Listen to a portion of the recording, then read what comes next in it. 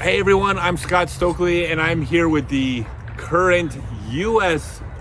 Masters Women's Champion. Yes.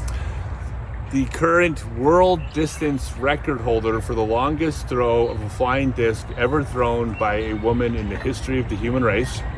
Recorded. No, it's got to be official. No, it has to be. These types of records are competition based. You can't go, hey, there's a hurricane in town, we're going to go out and throw, just set a world record. Right. There is a very strict set of rules to take place. It was a tournament. It was a tournament, competition, and you set the world record 15? 5 years ago, I think. And you still have it. By the way, how far? 568.5 feet. 568.5 feet. Jennifer Allen, thank you. And you've been playing for a long time. Your PDGA number, 4-digit.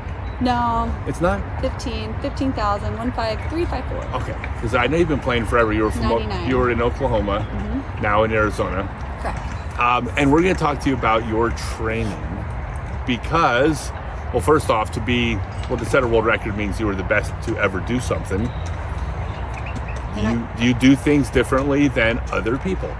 So what was your training like? Let's talk pre world distance record. When you were growing in the sport, what was your training like? Working and just playing. Is that I really didn't train much at all. I was a gymnast. I was always athletic. So I've always been pretty fit. Was not really training when I first started playing disc golf. I was still coaching cheerleading. I was still doing a lot of that. So there was no specific training at the time.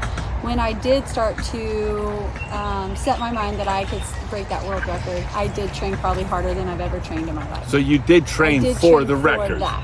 Yeah. What did that look like? So there toward the end, I was back old school 2-a-days, and I would get up at 4:35 a.m., work out, either cardio or weights or whatever, and then go to work all day, come home at night, feed the kids, go to baseball games, and then work out again late at night. And alternated lifting specific muscles that we use to throw far.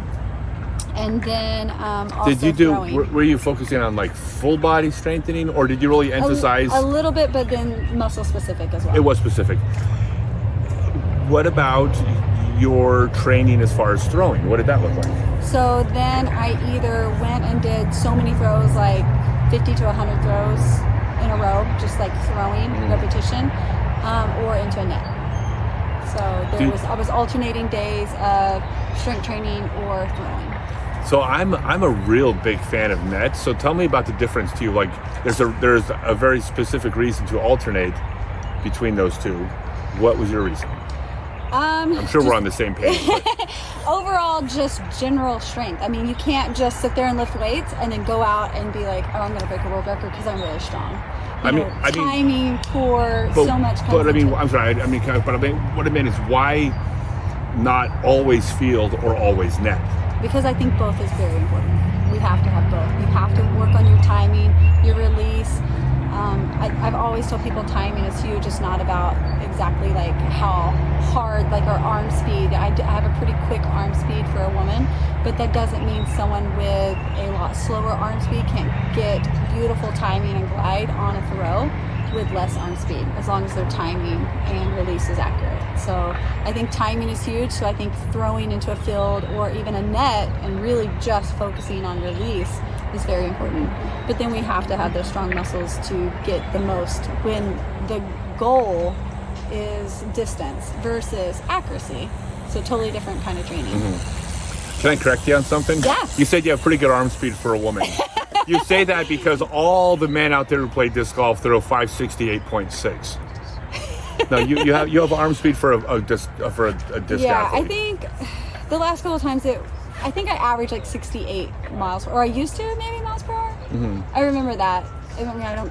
Yeah, that's just I don't clock very often, but I know I'm in the 60s.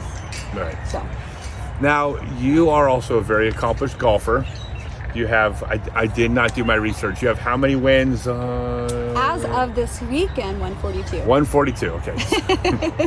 That was just brought up. It's the only reason I know it, because I usually don't look. But pretty good for a woman. Now we're clarifying everything for a woman, right? Only 142 wins.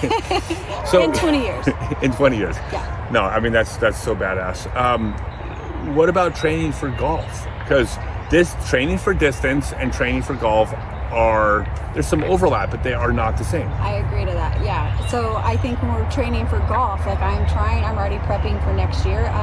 For the first time ever, I'm really having time to train. I am changed up some stuff, have a little bit more in the works for 2022 that I'm pretty excited about. Typically, my schedule does not allow for training. I work a full-time job. I'm a single mom of 3, and so, old school playing tournament to tournament is a lot of my practice. I've always joked I pay to practice, meaning that I'm paying into this tournament, and that is my practice for the next tournament. I'm lucky during the season to get 1 or 2 rounds in a week.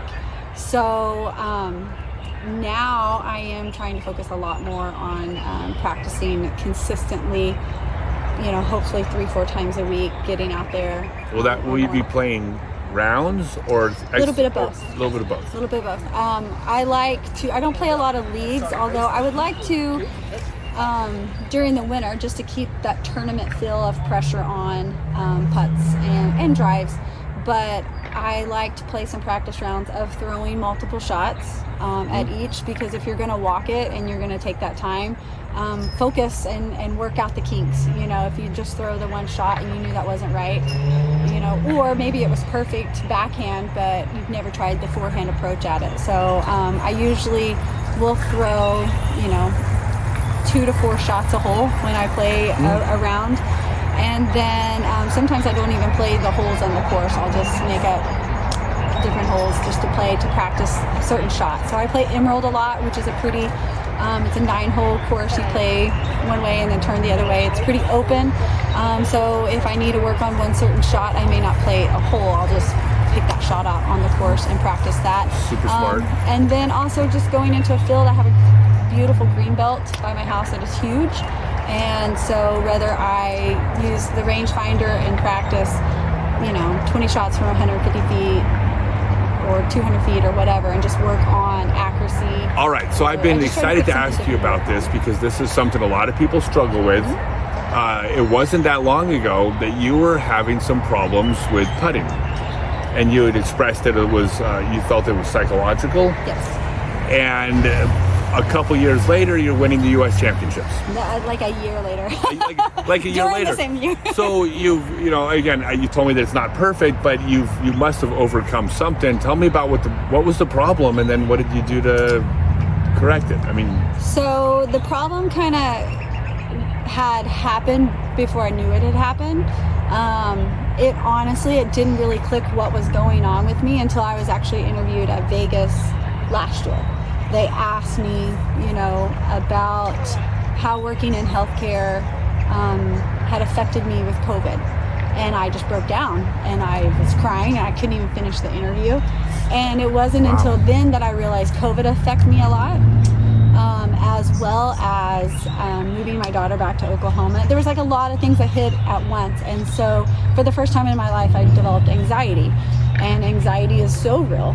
And it's not nerves and it's not pressure. It's, true full-blown anxiety. I was very blessed. I feel like it mainly just attacked me on something that was high pressure. So throwing a disc to me is not really nervous. It doesn't bother me. But putting, you have to focus. It's very difficult. Not very difficult, but it is a high pressure situation. And so my job, my kids, nothing else in life really was that high pressure to me. So I felt like, this is my own personal analysis, that my anxiety of life kind of attacked my putting, because that was the most high stress situation. And then once, if anyone's ever had anxiety, once it kind of starts, it kind of just snowballs. You get anxious over the fear of being anxious. And I still have nervousness, not anxiety, but that nervousness that it could come back, and that's what I'm working on now, is controlling my confidence and keeping that anxiety hopefully from not coming back. But there was a lot of things that I worked on to get back to kind of. Do you feel like it was more like correcting the rest of life, just apply it to golf as opposed to trying to like put a Band-Aid on the problem? Absolutely. So attack the symptom, not the... Right. So I had to kind of stop, slow back, and work on me. And that's hard as a mother, especially a single mom. You know, I'm always, and in healthcare, I'm always helping and trying to fix everybody else, and I never really stopped to take care of myself. And you ignore that there might be a problem. And so we do kind of put a Band-Aid on things for a long time, and I've never slowed down in 20 some odd years from working, golf, mom. You know, my life had never slowed down. So it kind of, I think everything finally caught up to me. And then when it hit, and then I had to try to figure out how to fix it. I wasn't going to run away from it, but it was hard at first because people, you know, like, oh, it's just the yips, or oh, you're nervous, or, you know, just throw it in there. It's not a big deal. But when you have a full-blown anxiety attack, your body literally freezes and you lose complete control of your own body.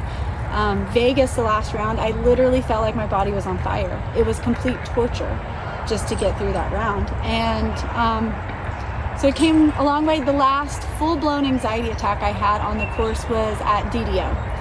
And even made the putt, like it wasn't even, you know, like I missed a putt and it caused an anxiety attack. It's chemical. It is chemical. And so it's exciting to work through it. And now I have a whole nother understanding for even my patients, you know, who have anxiety for other reasons, you know, maybe not what I'm working with them on, but like it just, now I understand and have a totally different sympathy for people, you know, whether it's veterans or someone who's went through something traumatic or not. I mean, I didn't go through anything traumatic that caused my anxiety. Sometimes just stress in life, it pops up. But I have a complete different outlook on it now because it's something that's literally almost out of your control until you really work on it and focus on it and get better. Okay, final question about that. And I love this because it's amazing in 2021, people still don't recognize depression and anxiety as medical issues. It's like, really, we're still not there yet. What do you recommend someone who's going through that? Well, first off, let me back up. Do you feel like if things like having anxiety during disc golf, do you feel like that may be an indication that there's a bigger issue going on? Could be. I mean, I think everyone's different and everyone's life is different, but definitely. Or maybe just the pressure that we put upon ourselves, especially with the sport as much as it's growing. You know, we are our worst own critics, I believe, for the most part. Most of us probably are. Yeah, of course. And we put, you know, no one else cares if we miss that putt, but we do. And we don't want to let anybody else down, and we don't want to, you know. It's true. So I think we put a lot of pressure on ourselves that can start that, and then maybe other things kind of build into it that cause that big issue, maybe to push us over the edge a little. Okay. So then final question, someone in that position, the physical part of the game is working out, they've done all the training, but the mental part, and we're not talking about having a strong mental game, that's a learned skill like anything else, but when you're having issues like anxiety or panic attacks, what would you recommend? Trying all the little methods out there until you find something that works for you, because I think all of us are individual, and I don't think there was one thing that helped me. I paid money and went to a hypnotist. I did all kinds of different things. I drink a stress herbal tea, and I still do. I haven't, some essential oils for calming, and breathing techniques, and positive thinking. And, you know, there's just a lot of little things, and just changing your own mindset too, and telling yourself that it is okay, and, you know, there's tomorrow, like it's not a big deal. Is, you know, trying to just take that pressure off myself more than anything, and building back up your confidence and getting back, you know, to where you're comfortable again, and then it becomes natural again. You know, we just got to get back to where it's natural again, and that you feel safe and okay out there. You know, the wisdom in what you just said is, like, I've always believed never trust somebody that has all the answers, but as soon as someone starts with I don't have the answer, now I'm listening, because now I trust that. So I think it's very wise to say that you didn't have an answer to that question. The answer was go seek out answers, but here's how you can do it.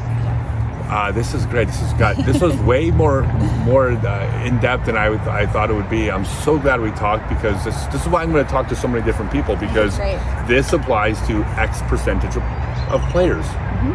And so they're going to get something out of this. Thank you so much. And maybe not just players, but just casuals out there. Yeah, for sure. I mean, it applies to anywhere in life, I had so right? many veterans reach out to me, or maybe just not veterans, but like there's so many people that reached out and you're like, that really, you're not crazy. Like, it really is anxiety, and that's a thing. And knowing that other people have dealt with stuff like that is, I think, probably was the first step that, okay, I'm not crazy. And so that helped a lot too. I love that. Cool. Well, thank you so much. There are going to be lots more of these. People can follow you on Instagram. Probably is the easiest way. J Allen 15354. Okay. I think that's my Instagram. All right. Just ask the kids. Just ask the kids who Jennifer Allen's Instagram is, so they'll know. By the way, kids, I mean anybody under the age of like 43. Real quick, shout out to your sponsor. What disc did you set the world record with? Innova. Innova what? That disc was a Star Wraith. A Star Wraith, and Innova. Want to give a shout out to Innova before we go? Absolutely. Innova champion disc. It's the best disc out there. You heard it here. All right, thanks, guys. Like, subscribe, hit the bell, do all the things the kids on YouTube say to do, and we'll get you next time. Thank you so much. Yeah. It's awesome. Are we supposed to do this now? Oh, yeah. We're not supposed to touch.